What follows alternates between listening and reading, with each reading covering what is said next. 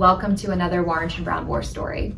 My name is Tina Billet, and along with my colleague Taylor Deere, we have the privilege of representing at trial a local hospital and physical therapist in the Circuit Court for Baltimore County, and we'd like to tell you a little bit about how that went. This was a really interesting case. An elderly woman went in for a total knee replacement. After her total knee replacement, she went for a post-physical therapy evaluation. During that physical therapy evaluation, her quadriceps tendon tore.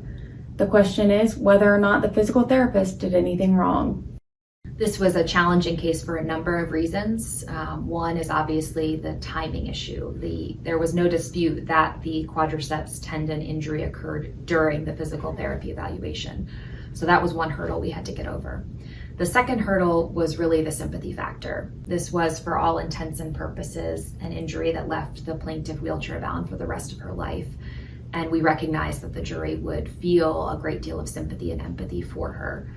We addressed that head on and argued to the jury, particularly in closing, that it was important for them to set that sympathy aside while they were focusing on the issues of standard of care and causation.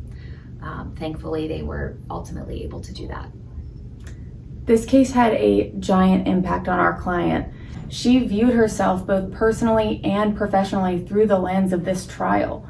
And we had to make sure that before the trial and during the trial, her mindset was okay and that she was able to go into that trial and tell them that she did nothing wrong and that our goal was to help her vindicate herself. Thankfully, we were able to do that. We got a defense verdict after about an hour of jury deliberations on standard of care, and our physical therapist client was incredibly relieved.